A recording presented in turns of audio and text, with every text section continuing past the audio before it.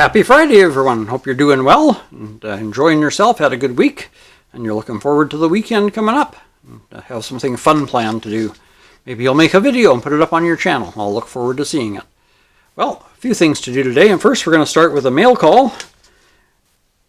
We have a card from Tea with Tina on Tuesdays. Look at that. Isn't that a cute card? A kitty cat on there and the balls of yarn. And inside it says, Ian, I am subscribed to your channel and enjoy watching, and just thought I would send you this card with my cards and sticker. Have a blessed day, Tina. And there's her sticker.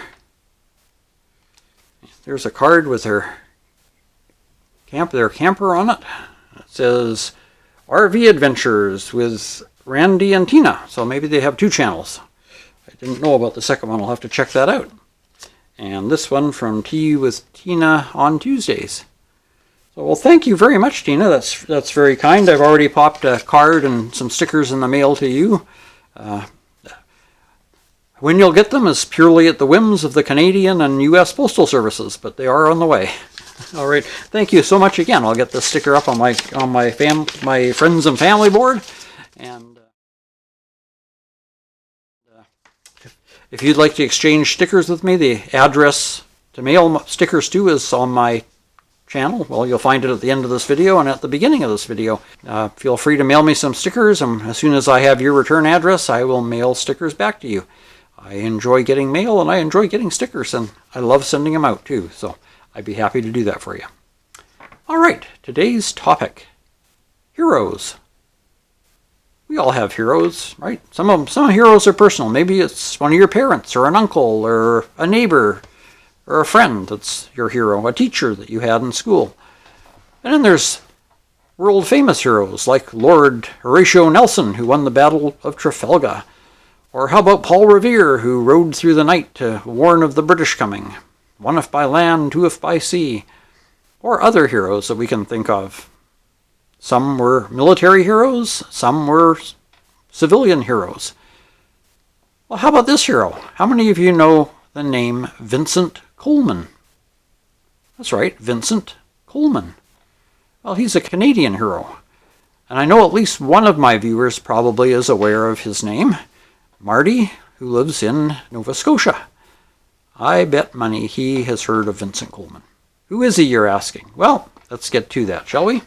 The morning of December 6, 1917, railway dispatcher Vincent Coleman went to work from his home on Russell Street in the neighborhood of Halifax's North End, known as Richmond. He left his wife Frances looking after their 2-year-old daughter Eileen, dressed in a cheerful blue handmade dress. It was a short 5 blocks to his workplace at the Richmond railway station. He worked not on the grand brick passenger station on the North Street, but on the deceptively small wooden station in the middle of the Richmond rail yards, working only a few feet from the harbor with its busy piers.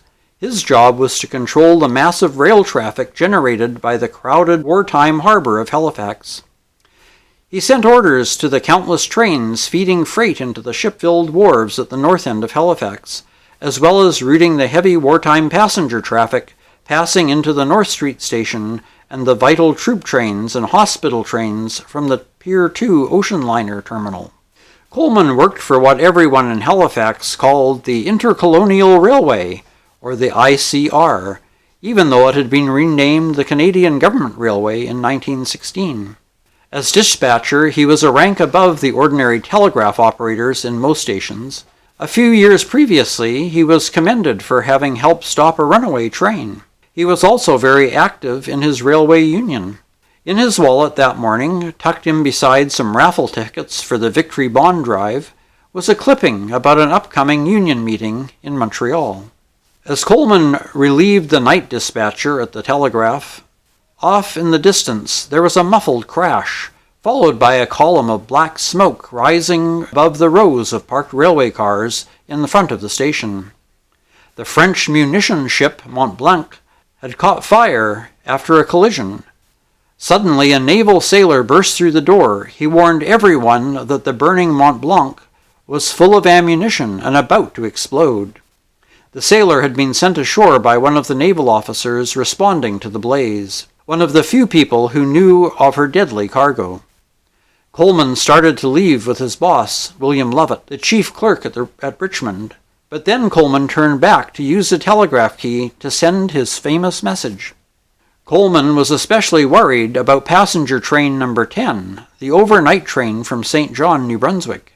It had about 300 people aboard and was due in Halifax at 8:55 a.m. With minutes, it was due to pass along the approach tracks to the North Street station directly in front of the blazing Mont Blanc. The newspapers of the day recorded slight variations on the exact wording of Coleman's message, but its content is consistently reported as, quote, "Hold up the train, ammunition ship afire in harbor, making for Pier 6, and will explode. Guess this will be my last message. Goodbye, boys." End quote. Clearly, Coleman knew the explosion was imminent, and that he was staring death in the face.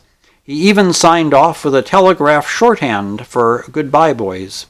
Then, at 9:05 a.m., the Mont Blanc exploded. Pier 6 and the ship vanished in a column of flame. Rows of boxcars were vaporized while others were hurled through the air. Coleman Station, a mere 750 feet from the center of the blast, disappeared. It was crushed by the blast and buried in debris from the railway yard as tidal waves rose from the harbor and roared back and forth across the Richmond yards. You can see the water stains in his wallet at the Maritime Museum of the Atlantic today. His watch speaks grimly of the violent forces which descended on Coleman as its crystal and hands were blown away and its back pounded as if by a hammer.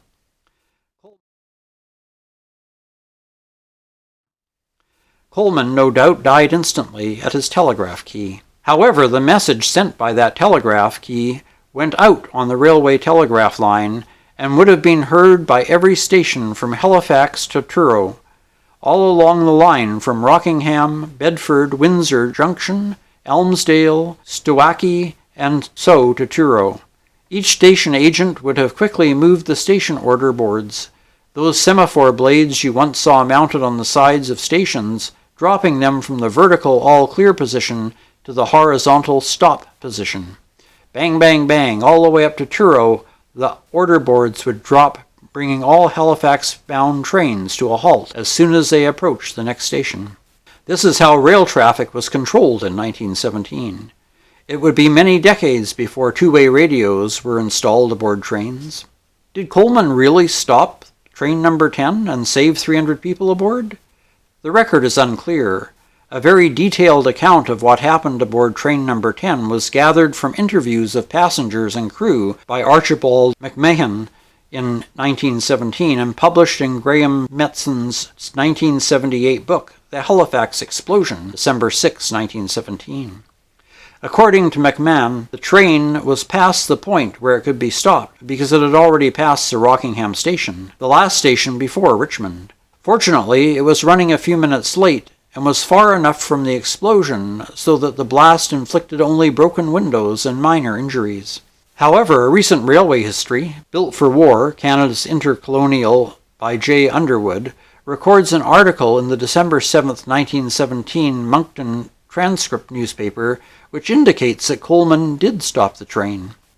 Conductor Gillespie had a marvelous escape from death. Conductor Gillespie, who went to Halifax on number 10 Express on Thursday morning, arrived in Moncton this morning in charge of number 9 Express from Halifax. Conductor Gillespie had a narrow escape from death. His train was running on time, but was held 15 minutes by the dispatcher at Rockingham. He says the explosion blew the windows out of the train at Rockingham some 4 miles from Halifax. All the crew of number 10 are safe. While there may be debate whether Coleman actually stopped train number 10, that was his intention, and he clearly halted all the other inbound freight and passenger trains. It is also very important to remember that Coleman's message had a second, arguably more important effect. He alerted the entire Intercolonial to this catastrophe. Otherwise, the lines would have just gone dead and hours would have passed before figuring out what had gone wrong in Halifax. Coleman's message, followed up an hour or so later by a more detailed call for help from a Halifax intercolonial official, put an entire railway system into high gear, and the intercolonial sent 6 different relief trains to Halifax that day from Truro, Kentville, Amherst, New Glasgow, and Moncton, bringing firefighters, doctors, nurses, medical supplies, and wrecking crews. This help in the vital first hours was absolutely critical to the fate for hundreds of lives, as a snowstorm the next day slowed everything down. The American relief trains did not arrive until 2 days later. The rapid railway response allowed heavy equipment and construction crews to mobilize in Halifax with remarkable speed. Within a week, the battered wartime port of Halifax was back in action, the trains rumbling through the ruins of Richmond, bringing passengers to the repaired North End station and supplies to the cleared wharves at the harbor. The home that Vincent Coleman had left that morning was only 2,000 feet from ground zero. The Coleman house was wrecked, then burned by the explosion. The kitchen sink crashed down on 2-year-old Eileen Coleman, badly cutting her neck and leaving her little blue dress spattered with bloodstains that you can see to this day.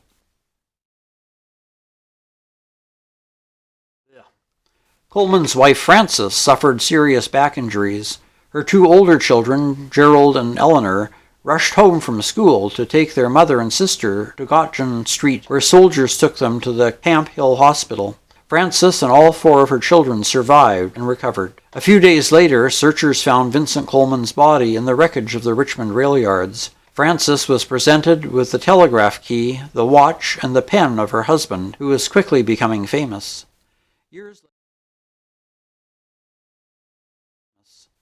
Years later, she would donate them to the public archives in Nova Scotia. They were transferred to the Maritime Museum of the Atlantic in 2005, the same year the Coleman family donated Vincent's wallet and Eileen's dress. The Coleman artifacts form a special part of the museum's permanent exhibit on the Halifax explosion.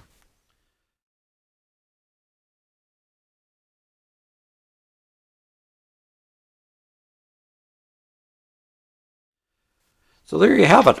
And believe it or not, the Halifax explosion was unsurpassed by its power until the dropping of the nuclear bomb on Hiroshima. So until 1945, when the nuclear bomb was dropped on Hiroshima, it was the most powerful man-made explosion in the world. And Vincent Coleman is held as a hero for the many, many lives that were saved by him, not only by the stopping of the trains, but by getting the workers there to dig through the rubble and find the injured and get them out into safety. So, if you didn't know who Vincent Coleman was before, you do now. So we'll just put him right up there with Paul Revere and some of those other famous heroes. All right, now I suppose, after that interesting bit of Canadian history, you'd like a groaner. Well, there was a fellow named Ron who'd worked in his company for 20 years and worked his way up the ladder, started off as a mailroom boy and had worked his way up, and he finally was promoted to being a vice president of the company. And he was just so excited, and he went home and told his wife, and it's all he could talk about for days. Just every time his wife tried to talk to him, I said, I'm a vice president now. I went from mailroom to vice, wow. And finally his wife had it up to here. I mean, she was proud of him and happy for him, but enough was enough. And she said, Ron, for pity's sakes, being a vice president's no big deal. They even have a vice president of peas at the grocery store. Well, of course, that just pulled the rug out from under poor Ron, and he just felt so disappointed, and then he started wondering, that can't be true. So he called the local grocery store, and when the phone was answered, the person said, Hello, Maccabee's Groceries, how can I help you? He says, yes, I'd like to speak to the vice president of peas.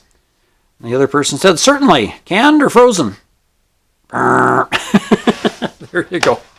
Well, have a great weekend, my friends. We'll see you on Tuesday for Tuesdays with the Pilgrim. Take care, stay safe, and God bless.